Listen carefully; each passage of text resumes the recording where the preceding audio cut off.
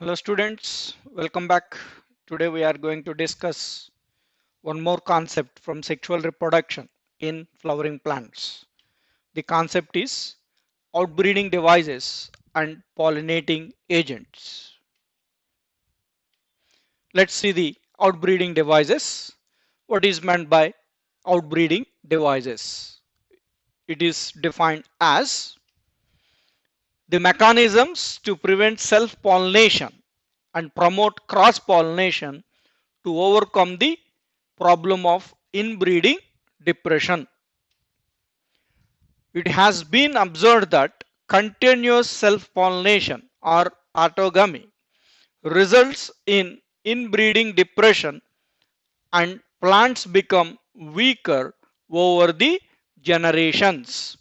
So let's observe this point again. Continuous self-pollination or autogamy. So let's recollect the what is that autogamy.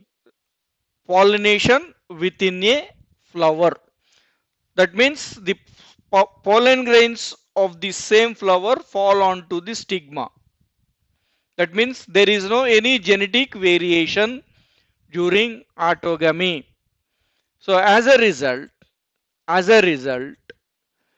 when it will continue for several generations, the plant become weaker and it reduce its productivity. That condition we will call as inbreeding depression. To overcome that, we need to promote cross pollination. The main adaptations that favors cross pollination are as follows. First one, unisexuality, also known as dicliny.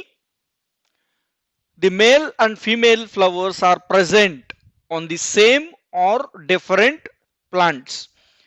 Let's see that the female flowers are called as pistillate flowers. Male flowers are called staminate flowers. So both these staminate and pistillate flowers are present on the same or maybe different plants, that we will call as unisexuality. And one more thing, if male and female flowers are present on the same plant, such plants are called as monoecious.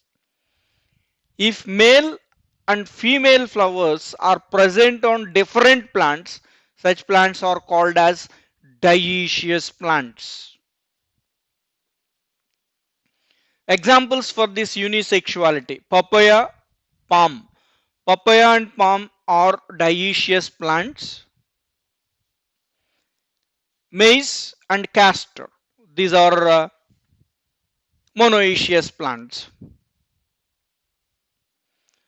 Dichogamy. In some bisexual flowers, the anthers and stigma mature at different times. And this dichogamy is of two types based on the maturity timings. First one, protogamy. The stigma mature before the maturation of anthers of the same flower. So stigma mature earlier than anthers of the same flower is called protogamy. Protandry. The anthers mature before the stigma of the same flower is called protandry. Third one, heterostyly. Presence of styles of different heights in a flower. Styles are in different heights in a flower to avoid self-pollination. The plants of the some species possess a long style but the short stamens and are known as pin-eyed. Let's see that photograph. So in this, style is long and stamens are short. The plants of some species possess short style and long stamens and are known as thumb-eyed. Let's see the photograph. So in this photograph, style is short but stamens are long. That condition is called as thumb-eyed flower. Pin-eyed flower, style is long, stamens are short. Fourth one, self-sterility. It is also known as self-incompatibility. It is a genetic mechanism that prevents self-pollen from fertilizing the ovules by inhibiting pollen grain germination or pollen tube growth in the pistil. Fifth one, hercogamy. Male or female reproductive organs themselves prove as a barrier to prevent self-pollination. The flowers show following adaptations. Hercogamy. The flowers which follow hercogamy to prevent self-pollination, they have the following adaptations. First adaptation in hercogamy flowers, the male and female reproductive organs lie at some distance from each other to avoid self-pollination. B. In some flowers, the pollen grains are held together to form pollinia, which can only be carried away by insects. And third adaptation in hercogamy flowers, in some flowers, corolla has peculiar form which act as barrier in self-pollination. Pollinating agents. Cross-pollination involves external agents for the transfer of pollen grains of one flower to the stigma of another flower. Such agents are called as pollinating agents. There are two main groups of agents. They are abiotic agents, biotic agents. So abiotic agents means agents which are belongs to non-living, and biotic agents which are belongs to living organisms. Abiotic agents. That first one, anemophily. It can defined as when flowers are pollinated by wind, the phenomena is known as anemophily. Such flowers are called as anemophilous flowers. So flowers which are pollinated by wind are called as anemophilous flowers. It is most common abiotic agent.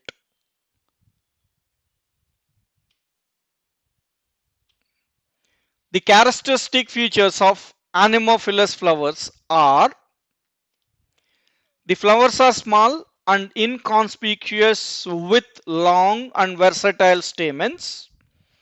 The stamens are long and hang outside the flower to aid in release of pollen grains.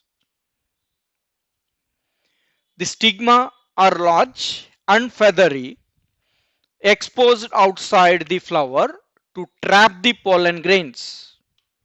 Let's observe this photograph of this wind pollinated flower. The pollen grains are small, smooth, dry and relatively light in weight. Flowers are generally lack nectar.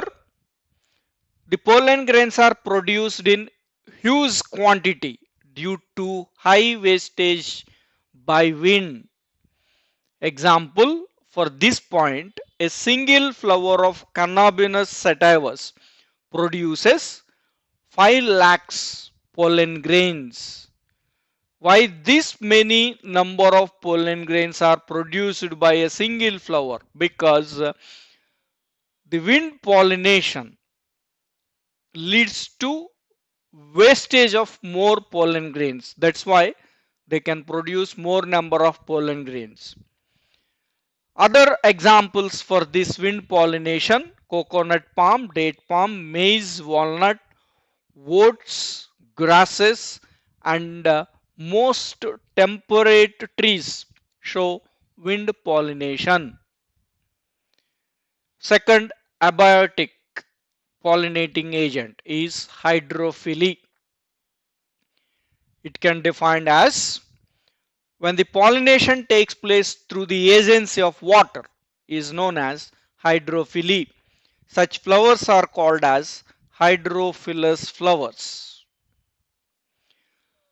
Pollination by water is quite rare in flowering plants and is limited to about 30 genera, mostly monocotyledons.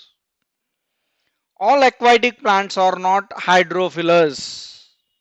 Some are anemophilous, means in some of the hydrophyte plants the pollination takes place by wind. Example, Myriophyllum. In some are entomophilous, means in some hydrophytes the pollination is occurs through insects. Example, lotus, water, hyacinth. So that means in these plants the flowers are present on the surface of water. As a result, the pollen grains from this flower either carried by wind, that is anemophilous, or either carried by insects, that is entomophilous, not by water. The characteristic features of hydrophilous flowers are pollen grains with high specific gravity. Pollen grains are long and ribbon-like. Flowers lack nectar. Types of hydrophily. Hydrophily is of two types. They are hypohydrophily, epihydrophily. Hypohydrophily. Plants which are pollinated inside the water is called as hypohydrophily. Example, Zostera. Epihydrophily. Plants which are pollinated outside the water is called epihydrophily. Example, Vallisneria. Pollination in Zostera. Zostera is a totally submerged marine plant. Zostera shows hypohydrophily. That means pollination occurs inside the water. The pollen grains are elongated, needle-like, and without an axine. Axine is outer wall of the pollen grain. So we already studied during structure of pollen grain. This axine is made up of a substance called sporopollenin. It is protect the pollen grain from acids, alkalines, temperature, and even no enzyme, biological enzyme degrade this sporopollenin, but it is absent in this pollen grains of Zostera. Then how it is protected? So in this Zostera, the pollen grains are surrounded by mucus layer to prevent the wetting of pollen grain. The pollen grains are carried by water, and when they reach the stigma, they coil around it and germinate within the water. Pollination in Vallisneria. Vallisneria is dioecious and submerged. Dioecious, that means the Vallisneria plant, it consists either male flower or maybe female flower. Dioecious, unisexual plant. The male flowers are extremely small, and when they detached from the spadix float on the surface of water. The female flowers remain float on long stalks onto the surface. The free floating male flowers by water current reach the female flowers and pollinate them on the surface of the water. That means it is epihydrophily. The pollination occurs on the surface of water. After pollination, the stalk of female flower coil brings the flower down and develops into a fruit under the water. Let's see the photograph. So it is a Vallisneria plant with female flower and Vallisneria with a male flower. These are the male flowers. So the male flowers are separate, detached from the male plant, and they are float on the water and reaches to the female flower. And when it pollinated, then the female flower is coiled and brings to the flower down and develops into a fruit under the water. Pollination takes place on the surface, epihydrophily, but development it is within the water. Biotic agents. So the agents are living organisms, whereas previously abiotic agent, water and wind, are the non-living objects, and biotic agents, that means agents are living organisms. First one, entomophily. It is defined as when pollination is brought about by the agencies of insects. It is known as entomophily or insect pollination. Such flowers are called as entomophilous flowers. About 80% of pollination occurs by insects like moths, bees, butterflies, wasps, etc. The characteristic features of entomophilous flowers are: the flowers are generally large. The flowers have bright colored petals to attract insects. The flowers are scented and have nectar. Scented means a smell to attract the insects. The pollen grains are large and modified, may have spiny or sticky walls to get to the insects. The stigma of flowers are long, rough and sticky. Here an example, that is salvia for insect pollination, in which pollination occurs by lever or turnpike mechanism. Let's see that photograph, then we can understand. Here the salvia flower structure is like this, bilabiate structure we can say that, and it is a anther and it is a stigma. Now when we observe clearly, one insect sit onto the petal of this part,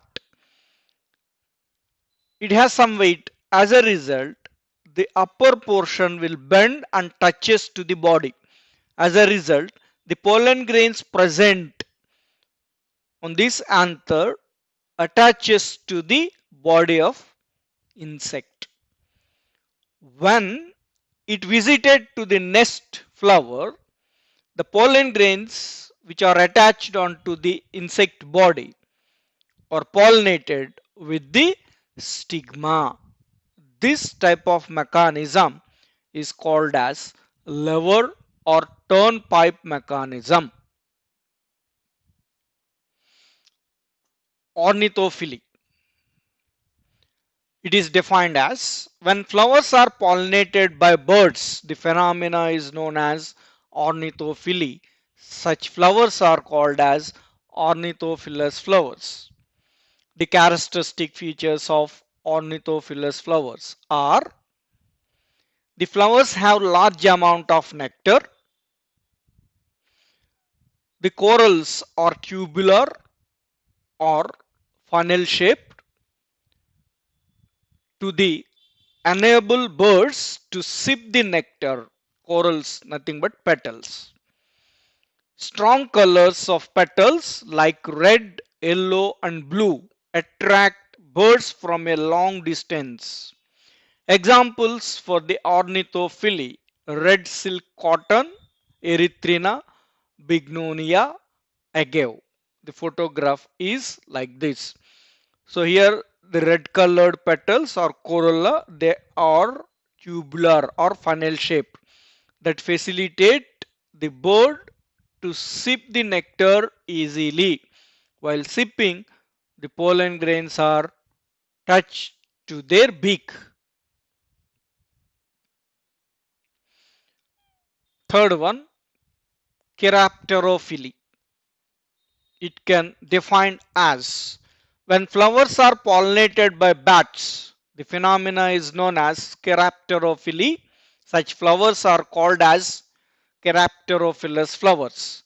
The characteristic feature of Chiropterophilous flowers: the flowers are bloom at night because bats are nocturnal. Flowers are large and dull or pale in color. Flowers have more nectar than ornithophilous flowers. Stamens are prominent and enormous in number. Pollen grains are produced in large quantity, and also the flowers having a fruity smell or maybe ferment smell. Example: Adonsonia anthocephalus. Here it is the photograph of the Chiropterophilous flowers. Flowers which are pollinated by bat. They are very dull in color. Fourth one, Malacophilic. Pollination by snails is called malacophily. Such flowers are called as malacophilous flowers. Example: chrysanthemum. It is terrestrial, and lemna. It is hydrophyte, aquatic. Fifth one, Ophiophily. Pollination by snakes is called Ophiophily. Such flowers are called Ophiophilous flowers. Example: Xanthalum, and commonly called as Chandan. Thank you. We can discuss one more concept in the next part.